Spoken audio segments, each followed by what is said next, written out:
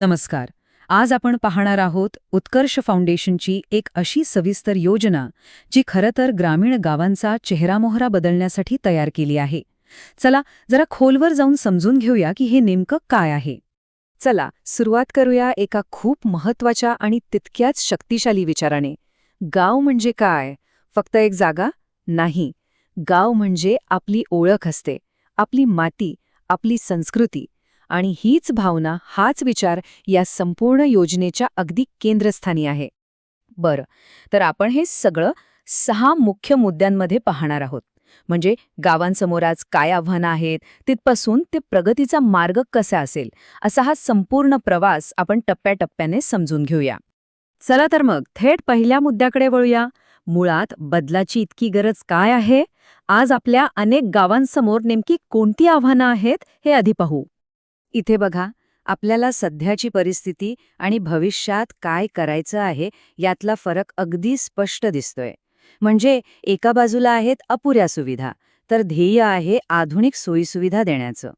अस्वच्छ रस्त्यांच्या जागी एक स्वच्छ गाव, आणि जिथे पारदर्शकतेचा अभाव आहे तिथे एक जबाबदार प्रशासन आणणं. हेच तर आहे बदलाचं मुख्य ध्येय. ठीक आहे, तर मग हा बदल घडवणार कोण? आता बोलूया उत्कर्ष फाउंडेशनबद्दल. त्यांची नेमकी दूरदृष्टी काय आहे हे समजून घेऊया. त्यांच्या कामाच्या अगदी मुळाशी आहे एक शब्द: संकल्प. संकल्प म्हणजे काय? तर एखादं ध्येय पूर्ण करण्यासाठी केलेला पक्का निर्धार, एक दृढ निश्चय. हे फक्त दिलेलं वचन नाही, तर ती एक प्रकारची कटिबद्धता आहे. आणि याच संकल्पामधून त्यांचं ध्येयवाक्य जन्माला आलंय: बदल घडू, गाव घडू. किती सोपं आणि थेट आहे नाही का? फक्त 2 शब्द, पण त्यांच्या संपूर्ण कामाचं सार यात आहे. आधी बदल आणि मग त्यातूनच गाव घडणार. आता आपण वळूया योजनेच्या पहिल्या आणि खरं तर सगळ्यात महत्त्वाच्या भागाकडे. तो म्हणजे प्रशासन आणि पारदर्शकता. कारण ह्याच पायावर विश्वासाची इमारत उभी राहणार आहे. आपल्या स्थानिक लोकशाहीचा कणा काय असतो? तर ग्रामसभा. त्यामुळेच फाउंडेशनचा सगळ्यात जास्त भर आहे तो नियमित आणि वेळेवर ग्रामसभा घेण्यावर. आणि ह्या ग्रामसभांमध्ये प्रत्येक निर्णय हा गावकऱ्यांसमोर ठेवला जाईल. विशेष म्हणजे महिला आणि तरुण-तरुणींनी यात जास्तीत जास्त सहभागी व्हावं यासाठी प्रोत्साहन दिलं जाणार आहे. या सगळ्यामागे विचार एकच आहे की गावकरीच त्यांच्या गावाचे खरे मालक आहेत. आपलं गाव, आपला निर्णय हे सूत्र जेव्हा प्रत्यक्षात येईल तेव्हाच विकासाला एक सामूहिक जबाबदारीची भावना जोडली जाईल. बरं, आता प्रशासकीय कामाला वेग घ्यावा यासाठी काय? तर एका नवीन आधुनिक ग्रामपंचायत कार्यालयाची योजना आहे. ही फक्त एक 3 मजली इमारत नाहीये. यात नागरिकांसाठी एक वेगळा सेवा कक्ष असेल, डिजिटल सुविधा असतील. म्हणजे काय? तर लोकांना वेगवेगळ्या कामांसाठी हेलपाटे मारायची गरज पडणार नाही. सगळं एकाच छताखाली. हे फक्त एक ऑफिस नसेल, तर लोकांचा प्रशासनावरचा विश्वास वाढवणारं एक केंद्र बनेल. आणि आता येऊया या योजनेतल्या एका सगळ्यात मोठ्या वचनाकडे, जे या एका आकड्यात दडलंय: 0. हे वचन आहे शून्य भ्रष्टाचाराचं. पण हे फक्त बोलण्यापुरतं नाही, ही एक कार्यपद्धती असणार आहे. कसं? तर सगळे आर्थिक व्यवहार ऑनलाईन होतील, हिशोब सगळ्यांसाठी खुला असेल आणि प्रत्येक रुपयाचा हिशोब थेट ग्रामसभेत दिला जाईल.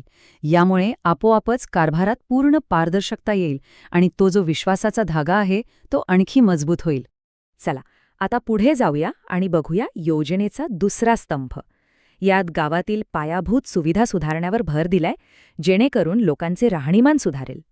इथे आपल्याला काही मुख्य प्रकल्प दिसतायत, जसं की पक्के आणि रुंद रस्ते, प्रत्येक गल्लीत स्ट्रीट लाईटची सोय, सांडपाणी वाहून नेण्यासाठी योग्य गटार व्यवस्था आणि एक स्वच्छ, सुरक्षित आणि सुसज्ज स्मशानभूमी. ह्या सगळ्या गोष्टी मिळून गावाचं जगणं नक्कीच सोपं आणि चांगलं करतील.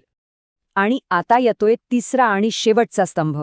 हा पूर्णपणे गावाच्या भविष्याचा विचार करतो, म्हणजे शाश्वत विकास आणि पर्यावरणाची काळजी. यात काय काय आहे?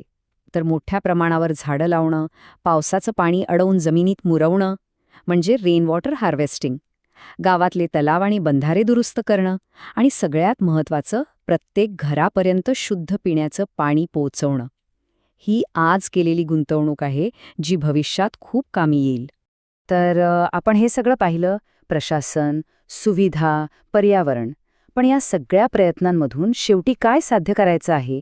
हा प्रगतीचा मार्ग आपल्याला कुठे घेऊन जाणार आहे? या संपूर्ण योजनेचं सार या 4 शब्दांत आहे. एक असं गाव घडवायचंय जे सुंदर, स्वच्छ, सुरक्षित आणि सक्षम असेल. फक्त सुंदर आणि स्वच्छ नाही, तर सुरक्षित आणि प्रत्येक बाबतीत आत्मनिर्भर म्हणजे सक्षम. हेच आहे उत्कर्ष फाउंडेशनचं अंतिम ध्येय. आणि शेवटी एक प्रश्न, खरंच एका गावाला बदलायला नेमकं काय लागतं? फक्त कागदावरची योजना पुरेशी आहे का, की त्यासोबत लोकांचा मनापासून सहभाग, पारदर्शक कारभार आणि भविष्याचा वेध घेणारी दूरदृष्टी या सगळ्याचीच गरज आहे? नक्कीच विचार करण्यासारखा प्रश्न आहे.